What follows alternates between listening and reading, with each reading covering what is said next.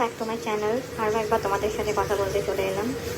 ওয়েডনেসডের সকালে আজকে একটা নতুন রেসিপি আমি বানাতে চলেছি। দেখতেই পাচ্ছ সব ইনগ্রিডিয়েন্টসগুলো আমি নিয়ে নিয়েছি।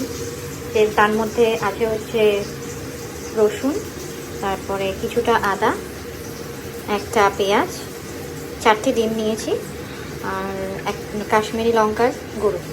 ঠিক আছে, এই কটা ইনগ্রিডিয়েন্টস দিয়েই আমাদের আজকে রেসিপিটা হয়ে যাবে। যেহেতু আমরা দুজন মানুষ, আমি আর আমার হাজব্যান্ড, সেই অনুযায়ী আমরা দুটোই নিয়েছি। আর আপনাদের বাড়িতে যদি আরও মেম্বার্স থাকে আপনারা সেই বুঝিয়ে জিনিস নেবেন। রেসিপিটার নাম আমি পরেই বলবো বানাতে। আপাতত আপনারা দেখতে থাকুন আমি রেসিপিটা কীভাবে বানাচ্ছি। প্রথমেই আমি পেঁয়াজ, আদা, রসুন চপড করে নেব। আদা রসুনটা পেস্ট করব, আর পেঁয়াজটা আমি চপড করে নেব। তারপরে আপনাদের দেখাচ্ছি কী করবো না করবো। চলুন দেখতে থাকুন ব্লগটা। এটা হচ্ছে মাস্টার্ড অয়েল। আপনারা চাইলে সাদা তেল দিয়েও করতে পারেন, এটা আপনাদেরই ব্যাপার। আমি একদম অল্প তেল দিয়ে করছি। আপনারা চাইলে বেশি তেল দিয়েও করতে পারেন, বেশি তেল লাগবে না, এবং যেটা জাস্ট টস হবে। তেলটা গরম হোক, তারপরে আসছি। প্রথমেই আদা রসুনটাকে থেতো করেছিলাম, সেটা দিলাম। তারপরে স্লিপ করা যে পেঁয়াজ, সেগুলো ছড়িয়ে দিলাম। এবার আমরা যতক্ষণ না একটু ব্রাউনিশ কালার হবে ততক্ষণ আমরা এটাকে টস করব।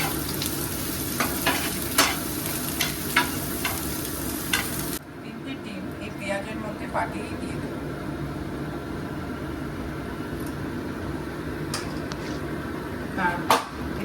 তারপরে লবণ দেব পরপর 3টে ডিম। তোমরা 4টেও দিতে পারো, 3টেও দিতে পারো, তোমরা যে যেরকম খাবে বা যতগুলো মেম্বার বাড়িতে সেই অনুযায়ী তোমরা ডিম দিতে পারো, বা তোমরা যদি 2-3টেও খাবো তাহলেও তোমরা 3-4টে ডিম দিয়েও করতে পারো, কোনো প্রবলেম নেই।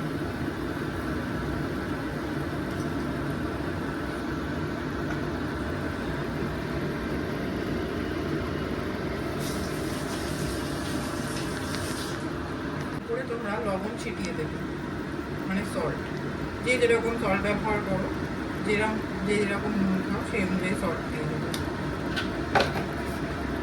তোমাদের একটা জিনিস বলতে ভুলে গেছিলাম, সেটা হচ্ছে চিলি স্লিডস।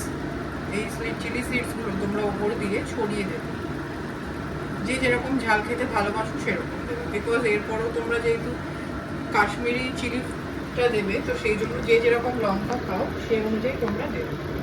এরপর কোনো কিছু একটা জিনিস দিয়ে বা তোমাদের কোনো ঢাকার জিনিস দিয়ে প্যানটা পুরো ঢেকে দিয়ে জিনিসটাকে হতে দেবে। চলো, এখানে আমি 5-6 কোয়া রসুন, এবার যত যেরকম তোমরা খেতে চাও সেই অনুযায়ী দেবে। 5-6 কোয়া রসুন আর কাশ্মীরি রেড চিলি পাউডার নিয়ে সামান্য একটু জল দিয়ে তোমরা থেতো করে নেবে রসুনটাকে এরকম ভাবে।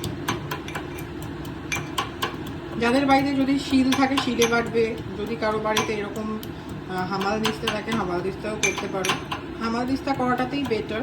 ওভেনের যে ঢাকনাটা ওটা উঠিয়ে দিচ্ছি। মোটামুটি 7 মিনিট, 5 থেকে 7 মিনিট রাখলেই হবে। এবার আমরা যে মিশ্রণটা বানিয়েছিলাম সেটা এখন দিয়ে দেব। একটা স্পুনের সাহায্যেও দিতে পারেন, হাত দিয়েও দিতে পারেন, যেটা আপনার খুশি। আমি তো স্পুনের সাহায্যেই দেব।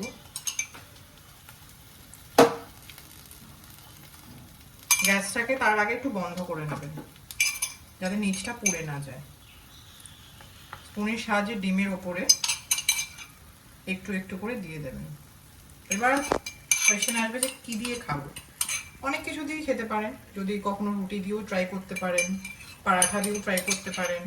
আর আমরা যেহেতু ব্রেকফাস্ট করছি, তো সেই জন্য আমরা এটা ব্রেকফাস্টে ব্রেড দিয়ে খাবো। তো এবার আমরা খাবারটা এনজয় করি। তোমরা বাড়িতে বানিয়ে ট্রাই করো, আর অবশ্যই আমাকে জানাও কেমন লেগেছে। চলো, টাটা।